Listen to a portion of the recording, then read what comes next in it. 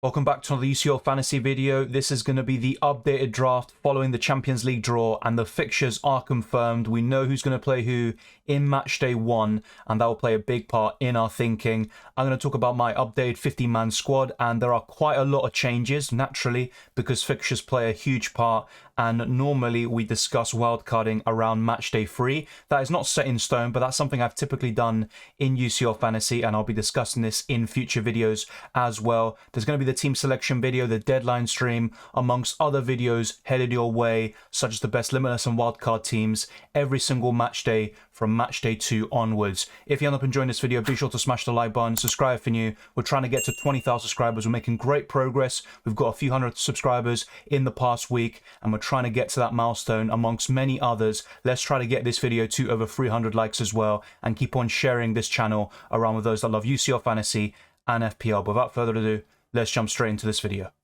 I was very sold on Kepa Arrizabalaga and Ramiro from Real Sociedad, but both of them are playing on the same day, and that's a really big factor in terms of determining your goalkeeper combination. So for those of you that aren't aware, or you're maybe new to UCL Fantasy, you can make substitutions during the match day. So on the Tuesday, the 19th of September, you've got a player like ter Stegen in goal, and if he blanks, you can then sub on the goalkeeper on your bench and possibly get a clean sheet that way. And you can do that with every single other position in your 50-man squad, but you can't sub out players that have already played for a player that's also already played. What you want to do is make sure that everyone playing on the Tuesday is in your starting 11, and those on the Wednesday are on your bench. Naturally, there could be some Wednesday players in your starting 11. That's completely fine, but try to strike a balance if possible. I have gone for ter Stegen and Sommer, and because Ramiro and Kepa play on the same day, that has put me off. But Sommer is in the same group as Ramiro, who is a 4 million starting goalkeeper.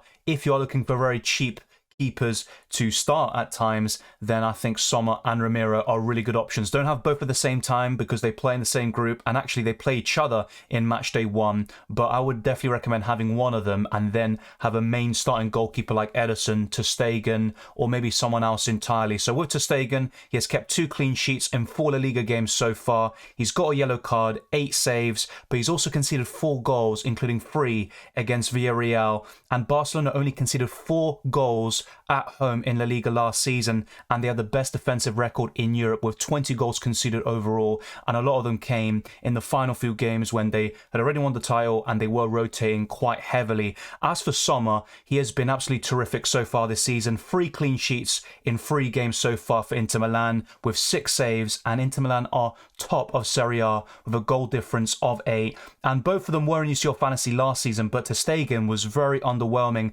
and Barcelona crashed out in the group stages. I definitely wouldn't anticipate it this time round. Last time out they had the group of death with Inter Milan, the Champions League finalists, and Bayern Munich alongside Victoria Pilsen. But ter Stegen didn't keep a single Champions League fantasy clean sheet last season, only 10 fantasy points, and he also conceded 10 goals, so he was very, very poor. But this time round he's got a favourable group, and Shakhtar is the back-to-back fixture in match days 3 and 4. And Porto away is the toughest fixture, and that is in Matchday 2, so keep an eye on that if you are going for ter Stegen or maybe a double up in Barcelona defence. As for Sommer, he's got a pretty decent group, but Inter Milan are the favourites to qualify. Benfica would be the toughest opponent, so a bit similar for both goalkeepers, a tough Portuguese team in there. And in terms of ownership, they both have 24%, so it's a very popular goalkeeper combination, quite template. It's not going to be very low owned like maybe a Ramiro, who's going under the radar at the moment, but Sommer was pretty good in the Champions League last season, filling in for the injured Manuel Neuer at Bayern Munich, and he only played 4 games, I believe, kept 2 clean sheets, and also conceded 4 goals and made 14 saves. So I think he's the best 4.5 million goalkeeper. And with ter Stegen, what I like about him is that he's cheaper than a lot of alternatives like Ederson and other 6 million goalkeepers from the so-called top teams. But Kepa Arrizabalaga for 5 million is a really good option as well. I'd still recommend him. The issue is he plays on the same day as Sommer, and unfortunately we only have 2 days within the match day, the Tuesday and Wednesday, the 19th and 20th of September, and it doesn't give you too much leeway in terms of goalkeeper combination. So currently I've got ter Stegen and Sommer. This is not set in stone. I still like Kepa and Ramiro, and ultimately there could be changes in the goalkeeper position. I'm currently going for double ups in the Inter Milan and Barcelona defences, which might not seem optimal, especially with some difficult fixtures like in Matchday 2 for Barcelona, but I would back both teams to do very well in the group stages, and if I decide to wildcard later in the season than I usually do, then I think they are two good long-term options for the first 6 match days. You do get unlimited transfers for the knockout stages in Matchday 7, so you don't need to have someone for the entire rest of the tournament, so don't worry about that. You'll have plenty of leeway and possibilities to make overhaul changes. But with Koundé, he was man of the match against Getafe in a 0-0 draw, and also against Osasuna in a 2-1 victory where he scored in that game. He's got 1 goal in 4 La Liga games, and his expected goal involvements is 1.23, and he's also created 1 big chance. Last season in La Liga, he started 28 league games, and he was only subbed on once, which is very good from a fantasy perspective. You don't want a player who is maybe prone to being subbed on from the bench, and he also got 1 goal and 3 assists in the Champions League, just like ter Stegen. He was very underwhelming. He only got 11 UCL Fantasy points with 1 assist, also 5 goals conceded and 13 balls recovered. His ownership is 11%, but trust me, having ter Stegen and Koundé, especially in Matchday 1, is a great differential, and not many UCL Fantasy managers will have that combination. As for Darmian, I always see people a bit kind of skeptical about him, saying, why do you have him? He's the cheapest defender. He's not nailed on. Trust me, he has started the vast majority of games for Inter Milan since February, and he's a ball recovery machine. So as I said before, Inter Milan are top of Serie A so far, only 3 games in, but 0 goals conceded, 8 goals scored, and Darmian was only subbed off once, and that was at the 84th minute mark. And in terms of UCL Fantasy last season, he played over 800 minutes. He was involved in 6 out of a possible 8 clean sheets, only conceded 8 goals, 1 yellow card, and he made 42 ball recoveries, which equates to 10 UCL Fantasy points. They are very important for defenders and midfielders, so look out for players who can get ball recoveries, and Darmian is certainly one of them. His ownership is 5%, and I was talking about him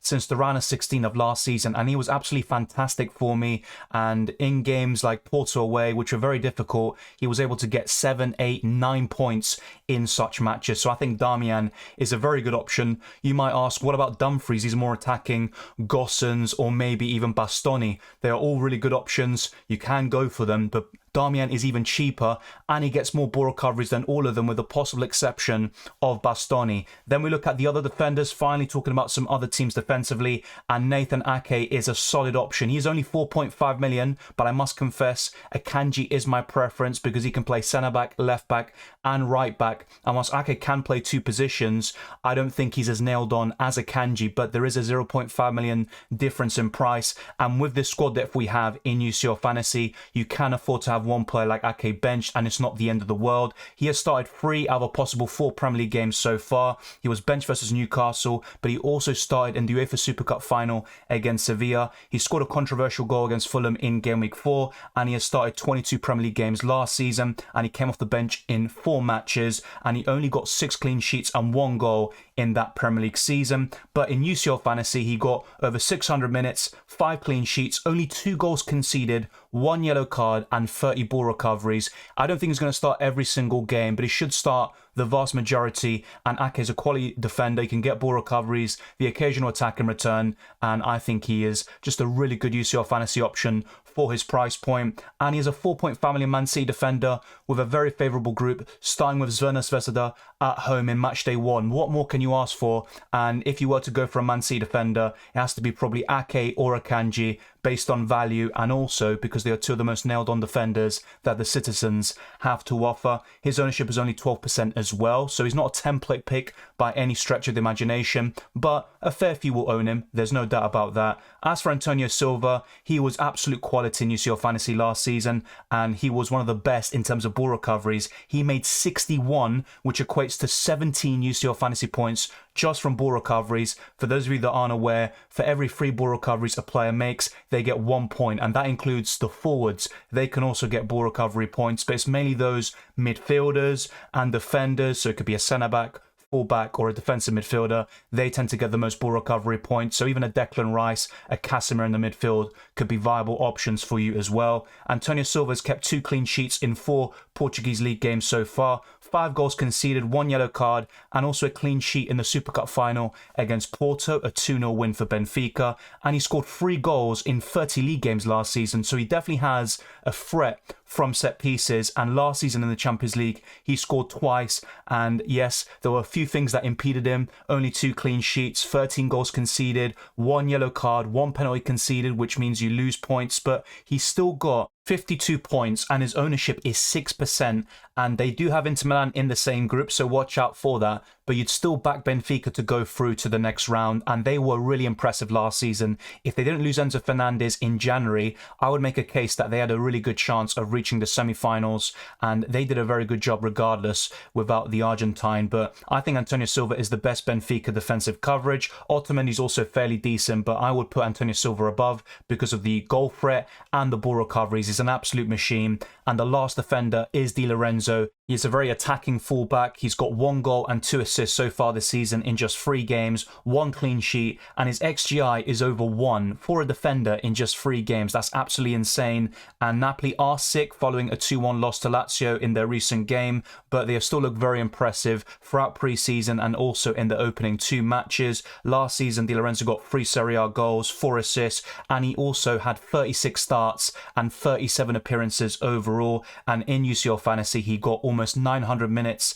4 clean sheets, 2 goals, 2 assists, 8 goals conceded, 2 yellow cards, 61 ball recoveries, a man of the match award, and 70 UCL Fantasy points, only a few behind Haaland, despite playing fewer minutes and Napoli crashing out in the quarter-final stage. So I think Di Lorenzo is a top quality option, but just like a lot of these defenders, there is that one difficult fixture in there, and it's none other than Real Madrid. And if you are going for Bellingham in the midfield or Vinicius Jr. up front, then you would have a clash there, and I would be very conscious of that. But Di Lorenzo is an absolute quality option, and he is my favourite Napoli asset, despite being 5.5 million, and his ownership is 17%, so he's still fairly popular, despite not having the easiest group. But you would back Napoli to advance to the next round, possibly in second place, and they could get a tough opponent in the round of 16, but Napoli are still a dangerous team to any side in the world. So I'm very happy with this defence. There are 2 double-ups, there are a few question marks, and this is not set in stone, but if this was my lineup come game week 1, I think this defence would do fairly decent. The midfield is quite controversial, maybe a bit experimental. I've got a double up in Leipzig there. I've got Bukayo Saka, and I've also got Joshua Kimmich. So it's not going to be the strongest midfield you'll ever see, but it does facilitate an extremely strong front 3. And if you are going for something like Harry Kane, Haaland and Mbappe up front, you're going to have to make sacrifices elsewhere, and it's going to be very tricky to fit all 3 of them in. I have gone for Bukayo Saka despite a bit of an underwhelming start to the season, but he's still got 2 goals and 1 assist, and he's only blanked in 1 game, and that was against Crystal Palace. He also got an assist against Man City in the Community Shield final, and he was the only Premier League player last season to get double digits in goals and assists, official assists that is, because Salah did get up to 10 if you count FPL assists as well. And Saka, this is his first time in the Champions League, and he's at 9.5 million. He's on penalties, but they could be shared occasionally with Martin Odegaard, as was the case against Crystal Palace in Game Week 2 in FPL. And PSV, the first opponent for Arsenal, is one I'm very, very careful and worried about because they're unbeaten in 25 games across all competitions with 22 wins and 3 draws. And PSV beat Arsenal last season at their home ground, and whilst they had a different manager in Ruud van Nistelrooy at the time, PSV were very impressive and were unlucky not to top the group in the end of that Europa League group there. And Sevilla are bottom of La Liga. That's another opponent that Saka has, and they have lost all 3 games so far. Their match against Atletico Madrid was postponed over the weekend, and Lens are second bottom with 1 draw and 3 losses. So I would back Arsenal to do extremely well against Lens and Sevilla, especially in the home matches, but I'd be very conscious about PSV, both home and away. I think Arsenal could drop points and they could struggle in that game, and that's why Saka is not nailed on in my draft by any stretch of the imagination. I have gone for this double up in Olmo and Xavi Simons. They have started this season terrifically.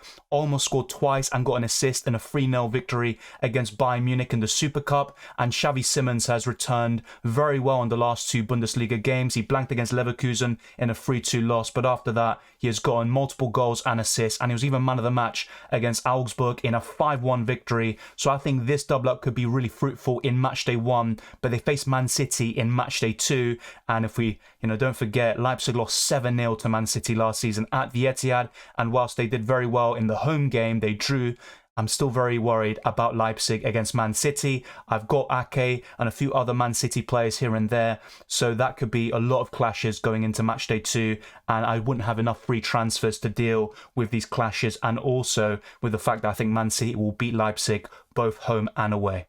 It's also worth mentioning that both Olmo and Xavi Simons have overperformed their stats. So Olmo has 2 Bundesliga goals so far and 1 assist, and he hasn't blanked so far. But his XGI isn't even 1, so there is a degree of overperformance. I would be a bit careful. I think it's a good short-term punt, but I certainly wouldn't want to have Olmo against Man City in Matchday 2. And he's also got only 2 goals and 5 assists last season, but he did start 15 games, and now he's much more of an undisputed starter, especially with Nkunku and other key players leaving Leipzig. And he only got 6 UCL Fantasy points in the Champions League last season with 1 assist and 62 minutes played. Man City are the heavy favourites to top the group, there's no doubt about it, but Leipzig have a good chance to maybe finish in second, and there are surprises every single year in the Champions League. As for Xavi Simons, as I referred to earlier, he's got 2 goals and 3 assists in the Bundesliga, and he does get subbed off quite often. So in the first game, he was subbed off at 62 minutes, then at 79, and then at 88. So I'd be very conscious about that, and it could be an issue in UCL Fantasy this season. And in PSV, he was absolutely terrific in the last campaign. He got 19 goals and 8 assists in 34 starts, and I think this double up against Young Boys away from home in Matchday 1 is very, very profitable, and they're both low owned. Olmo at 8% ownership and Simons at 7% at the time of this recording. As for Jude Bellingham, though, he is not a differential. He's actually the highest owned player in the game with almost 70% ownership, and I think he is severely underpriced. I don't think he's even gone up from last season, and if he did, it was only by 0.5 million, and you have to question that because he has joined Real Madrid. He was absolutely sensational in UCL Fantasy last season. He is what I call a jack of all trades. He can get goals, assists, clean sheet points, ball recoveries, man of the match awards, you name it. He can get any single type of point on a consistent basis, and he has had an amazing start to life at Real Madrid, including a last-minute winner against Getafe, and he also has 5 goals and 1 assist so far this season. He has scored in all 4 matches so far, and also 7 in a row dating back from his time at Borussia Dortmund. He was man of the match against Almeria and Celta Vigo. He scored the winner in both of those games, and he also has 8 Bundesliga goals, 4 assists from last season and 30 starts. But in the Champions League, this is what I mean. He got 3 clean sheets, 4 goals, 1 assist, 2 yellow cards, which is not ideal. He does get a lot of yellows for arguments.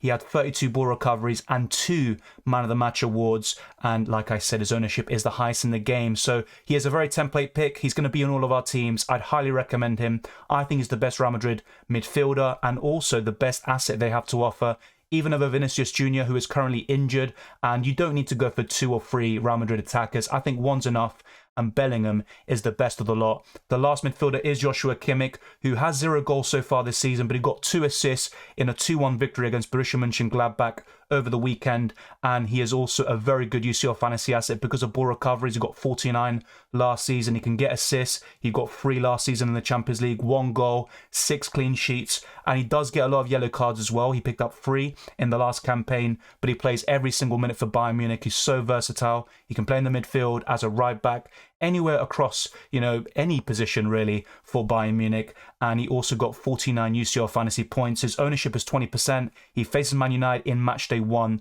but I would back Bayern Munich to top the group, and Joshua Kimmich is a really good option for his price. I would argue that Rodri is even better, but I am going to go for a double up in the Man City attack, and that's why I haven't gone for the Spaniard. And the next best option at that price and below is Kimmich, in my opinion.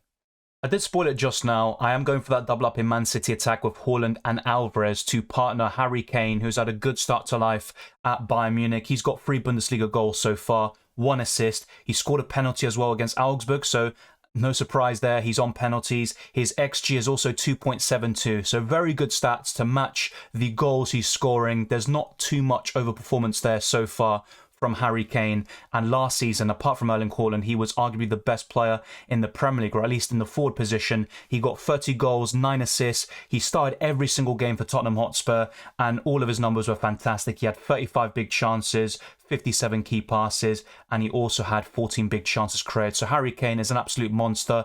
He didn't do particularly well against Man United, it has to be said. He got 1 assist in the home game, but away from home he blanked, and his record against United isn't the greatest amongst the top 6 teams in England, but I'd still back him to do well here with Bayern Munich, and I think he's a great option for the rest of the group stages and perhaps until the end of the tournament. Bayern Munich are in the top 3 favourites to win the Champions League, and I think Harry Kane could be the final piece to the puzzle. Kane wasn't good in UCL Fantasy last season, it has to be said. He played over 700 minutes and only scored 1 goal. He got 2 assists, earned a penalty, missed a penalty, and he got 1 yellow card, 7 ball recoveries, and only 25 UCL Fantasy points. So he was very underwhelming last year, but I would back him to completely change things around and be one of the top scorers in the Champions League this season and be right up there for UCL Fantasy points amongst forwards. His ownership is 24%, but it has to be said, those returns from last season in UCL Fantasy are very worrying, but in a better team in Bayern Munich, I think he can do extremely well and turn things around. His overall record in the Champions League is very impressive, but last season it was pretty terrible to say the least. As for Erling Haaland, I mean, he just scores goals. He has 6 already this season in the Premier League. He scored a hat-trick over the weekend against Fulham. He's got an assist. He's got 20 shots already with 10 on target, 20 shots in the box. His XG is over 4. He's had 7 big chances, and last season we know all the records he broke in the Premier League. And these numbers translated pretty well into the Champions League, where he got 12 goals last season, 1 assist, missed a penalty, but the other numbers are pretty good as well. He got a Man of the Match award, 71 UCL Fantasy points, which is the 4th most of any player, and only Bellingham has higher ownership. Haaland is currently on 67%, so he's not as essential as he appears to be in FPL, where his ownership is around 91%, but Haaland is a very template pick this time round, and I've actually had him for many years, even when he was back at Salzburg. He's a 4.5 million forward. Could you imagine Haaland at 4.5 million? That's absolutely insane. And also at Borussia Dortmund, he has more Champions League goals than games played. The same goes for the Premier League. He's just an absolute goal machine. He might not offer much else in terms of assists or creativity, but Haaland is an absolute goal machine, and he's going to be right up there. He'll probably be the top scorer in the Champions League this season, and I can only see a few players like Mbappe really rivaling him, and it just depends on how far these teams go. As for Julian Alvarez, he might not be the greatest goal scorer, but my word, he is a top quality player. He's got 2 goals and 1 assist so far in this Premier League season. He does get quite a lot of yellow cards, though. He picked one up against Newcastle in Game Week 2 and also against Arsenal in the Community Shield final. But last season, he did pretty well in the Champions League with limited minutes, less than 500 minutes played, 3 goals, 2 assists, 1 yellow card, 9 balls recovered, and 32 UCL Fantasy points. And to target that Matchday 1 fixture against Red Star Belgrade, who aren't bad, but I just think there's a golfing class between Man City and Red Star Belgrade, Sven Svesda, however you want to call them, and Alvarez is at 9% ownership. So having that double up in Man City attack could be really beneficial and a huge differential for you. And I personally believe Foden's been playing extremely well, and Alvarez has been a bit underwhelming in terms of his overall performances, but he is the one getting fantasy points in FPL. He's winning penalties as well. He's got 3 fantasy assists if you do count them. So I think Alvarez is a top quality option in UCL Fantasy, at least for Matchday 1. And if you are looking for 7 million forwards and below, I think Alvarez is the clear standout. For a little bit more, you can go for Di Maria at home to Salzburg. I think that could be another really good differential Argentine up front. But ideally, you would have Harry Kane, Haaland and Mbappe. The problem is, how do you fit all 3 of them in without compromising the rest of your 15-man squad? That will be the question. And it is early days. We are around 2 weeks from the deadline at the time of this recording, and a lot could change, of course. But my current captain would be Erling Haaland on the 19th of September, and I would highly recommend you kind of toggle this between fixtures and date when you're sorting out your bench and the captaincy. On the 20th of September, it's a bit closer, and Harry Kane would definitely be a contender, Bukayo Saka, but I'd probably go for Jude Bellingham with an easier fixture at home to Union Berlin, who had a good start to the season, but they just lost 3-0 at home to Leipzig. So I think my captains will be Haaland and Bellingham, 2 very template picks, so it's a bit boring. Maybe I'll go for a lower owned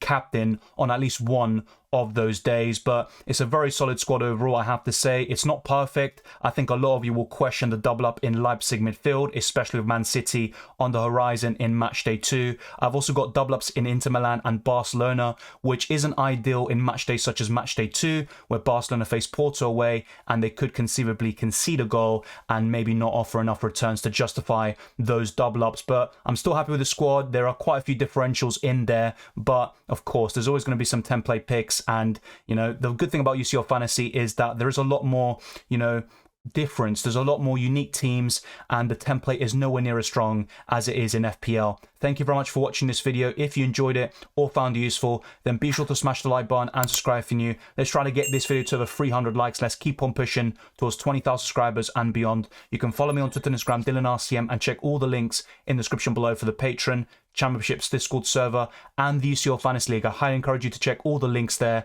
We are getting closer to milestones on all of those platforms. 500 members in the Discord server, 2,000 followers on Twitter and Instagram, and on YouTube, of course. We are looking to get to 20,000 subscribers, and we're making great progress already. So thank you very much to all the patrons, channel members, and subscribers. You're very much appreciated. I'll see you very soon for more UCL Fantasy and FPL content over the international break. I hope you enjoy it, and I'll see you very soon.